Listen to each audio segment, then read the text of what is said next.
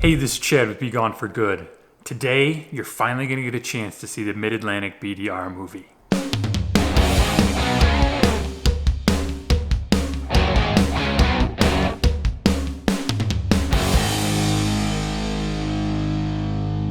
Now, that's not exactly true. You're going to get a chance to watch the first of 3 segments of the Mid-Atlantic BDR movie.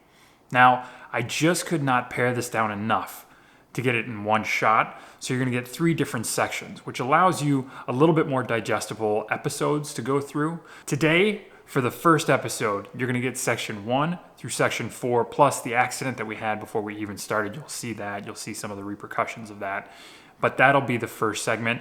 Next week, we'll get into the next one, and then the following week, you'll have the 3rd installment, which will finish out the Mid-Atlantic BDR film altogether. I hope you like the Mid-Atlantic BDR film. Long trips you really plan for are a strange thing because you spend so much time researching and going on forums and watching videos and discussing the route with your partners that when you finally get a chance to run it, it's like you blink and it's over.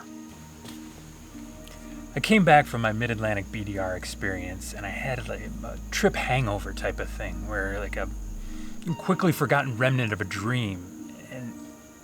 All I could do was take care of the bike or edit the footage that I had captured while I was on the trip to try and relive just moments and the great times that I had while I was out there.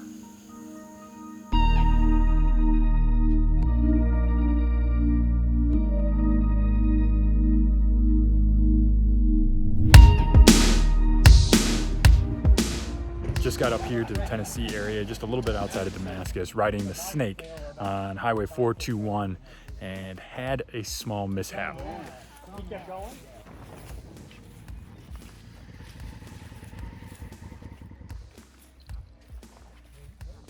You okay? Yeah. That is Kevin's bike. Laid down, propped up against a tree, came dangerously close to ending up all the way down in the ravine, which is behind me. Would have been probably about a 70-foot drop or so. Luckily, Kevin is fine. Everything seems okay. He'll probably be a little bit sore, ribs and stuff. He kind of bounced along on the pavement and a little bit in the grass. So at this point, it looks like really the bike is the only thing that's damaged with any sort of significance. But super lucky that he didn't end up down in the ravine, that the bike didn't end up down in the ravine. And super lucky on a bunch of fronts. We got a bunch of guys that stopped to help us out. But this is the current state of the bike. Dude, I got bent. This is bent. It's bent down. I need new handlebars, but like you get a new visor after all. Yeah, way to go, Cajun. Where'd you keep it? got it. Okay. I took it out the gate then, or That's still waiting on the press release.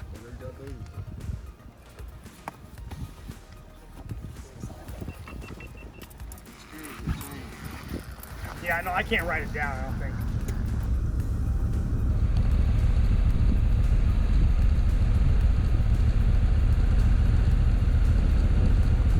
We are sitting here outside of Prospect Hill in Tennessee. It's a nice little B&B by Donna, and waiting for breakfast, some blueberry pancakes before we get started today. It's going to be an effort to get out to the shop. We've got a Jim's Cycle Works, I think, about an hour and a half away from here, given our slower drive times. I want to say it's only like 40 miles. And we will take a look and see if we can get the sprocket fixed on the crashed bike, if there's any oil issues that we've got or anything else that the bike is going to need at that time. Once we get that done, we'll be heading out to the Mid-Atlantic.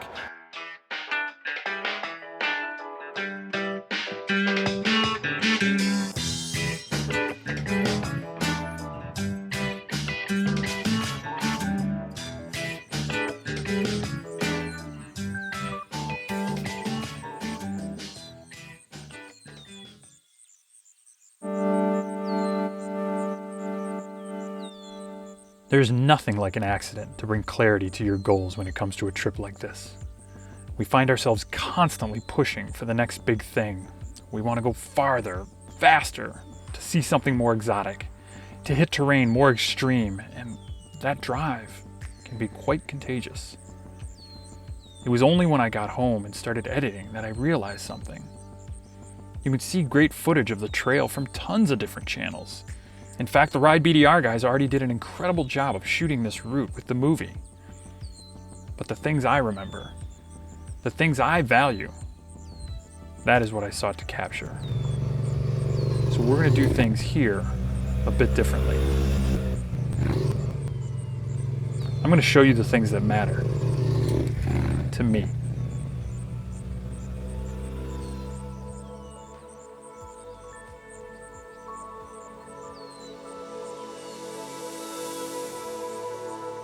We got a bike fix today, and we did essentially the first section of the Mid-Atlantic BDR. When did we start the first section? Not until like 2, right?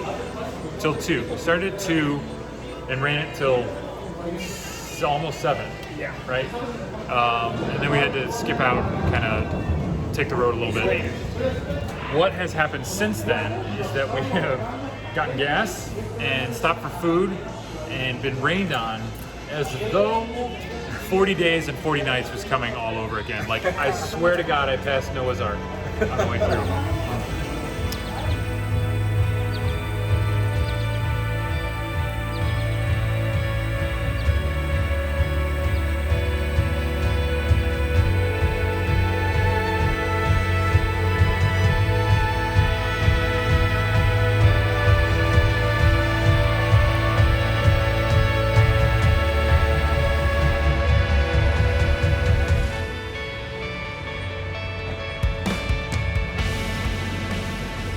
Okay, so choices have been made. We are at the Mountain Lake Lodge where Dirty Dancing was filmed. It's kind of interesting. I mean, it's fun, especially if you like the movie, which I'm not ashamed to say that I do. It's pretty fun. It's cool to see a lot of the place, see how it's changed, see some of the stuff that's still around, which is pretty incredible. Because of the rain yesterday, we have decided to bypass Tub Run Road, knowing that gets pretty muddy and pretty sloppy. Kevin is still injured pretty badly. Looks like it's possible might have cracked ribs in there, so we'll see what happens. But we're gonna take it easy, hit some of the roads. Rain seems to be setting in. I'm hoping that everything holds off long enough that we can get our ride in without getting soaked and have a day where maybe we get a little drier and a little bit more comfortable.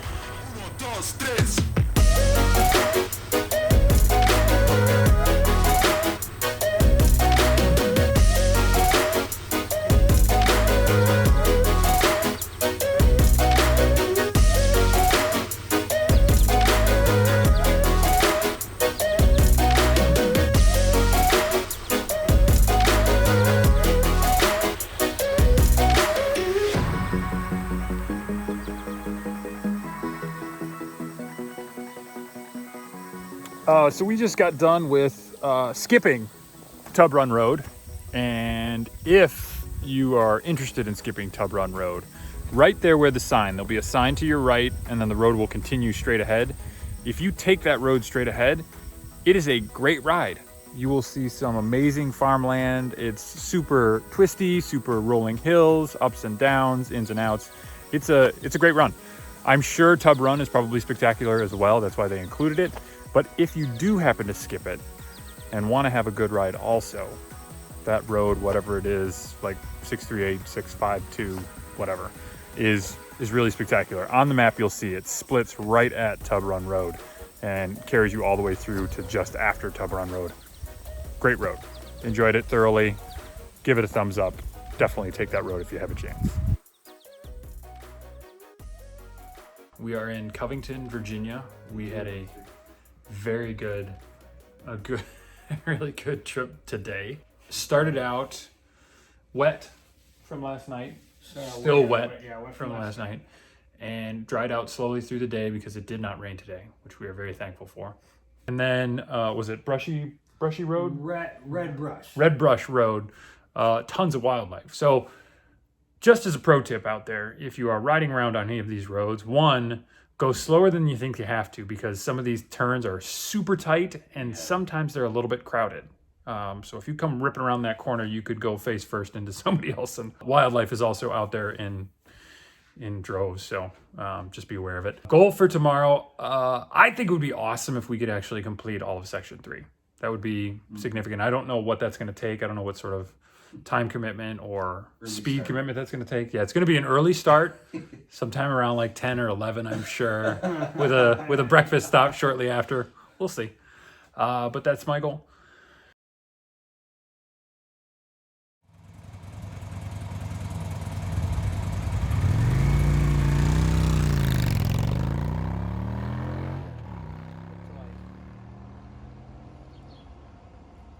You know, there are these roads, so we're not taking.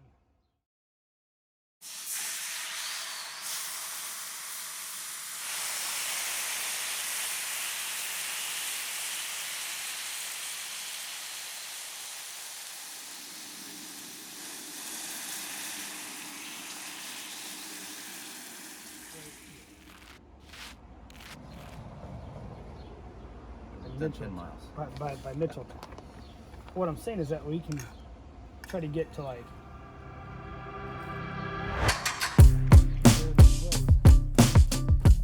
Hey, we are in Williamsville along the 3rd section of the MABDR. We're about to take a split so that we can take a less aggressive section, I guess, maybe of the route. I don't know. Less dirt, maybe. Maybe just as aggressive, just less dirty. And we came across a site here. We have this, what seems to be a general store of sorts. At one time. It's been not for a while now. But we were contemplating maybe purchasing this property and putting BeGoneForGood's headquarters right here on the Mid-Atlantic. So you'll ride down this road in Williamsville and come right across, and you can honk at us. We won't be there, but our sign will be in the window. And maybe we will have refreshments out front. You know, a little cookie and snack, a donut hole or something, and some coffee. So you can stop, wet your whistle. And it's gonna take a while for our liquor license to come in and renovate, but we'll make this little thing really, really sparkle. And it'll be a must-see. Just another wonderful part of Williamsville. Don't blink. The road to Williamsville. Beautiful. Awesome. Followed a creek. It was great. Followed a creek. Yep. And that was the actual route. We did not go off on the gravel due to the rain. It rained all night, so a little worried. Even the roads coming up here had some runoff and wash in the ditches, so a little worried about how wet it was going to be, and some of the water crossings that may or may not be there. I don't know if they're there or they're ahead of us, but the road was just as good.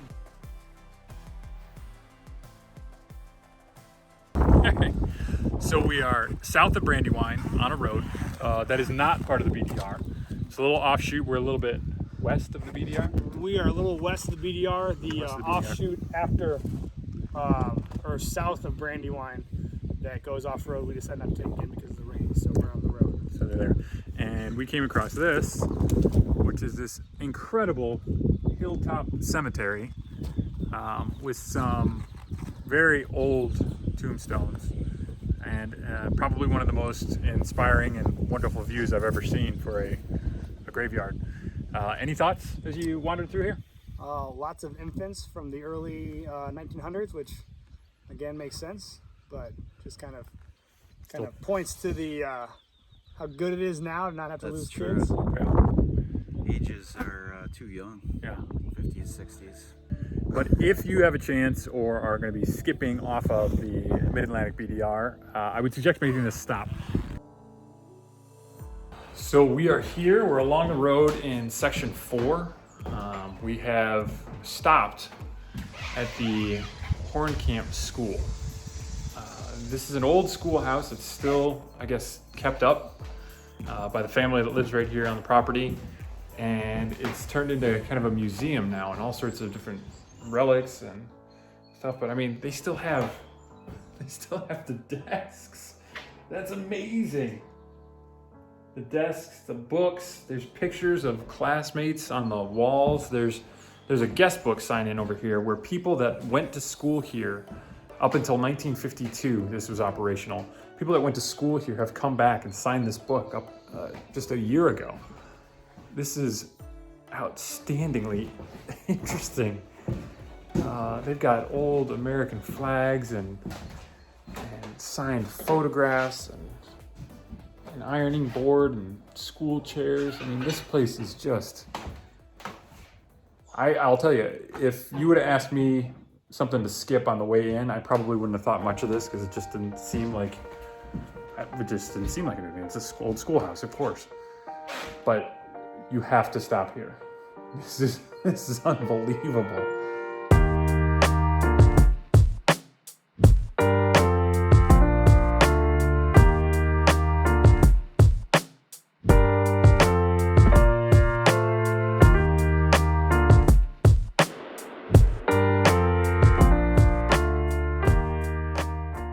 All right, we are at campsite 64. Inside what? What is this place? It's a state park. State park, what is it called? We'll get to you. We'll put it in It'll be in the description. We are, for the first time, gonna be attempting a camp cook, which I'm sure for a lot of you this is no big deal, but for me, this is, again, first time. So I got my little trusty pan here. Got my little pan holder and my jet boil underneath it. Hopefully that'll be enough. I've got my jet boil cup. I'll be cooking some beans in there. I've got, what do I have for dinner? Got some green beans. And then I've got, what is over here? Then I've got a New York strip that I'm gonna be trying to cook in there. Probably gonna have to cut that in half, which is good that I've got my trusty cutting board and my knife, all my spices and everything. I'll probably salt and pepper the steak a little bit, get it nice and juicy. And then I've got my plate right here, my spoons in there, and we're gonna do some cooking. Who's excited? I know I am. I am hungry. I'm thinking I could eat that thing raw right now, so it really doesn't matter how well it's cooked. It just has to be edible at this point. So here we go. Great job cooking. I honestly couldn't have done it any better on a stovetop or a grill. I am gifted at this. I think there's a lot of traffic right here by us. He ain't stopping.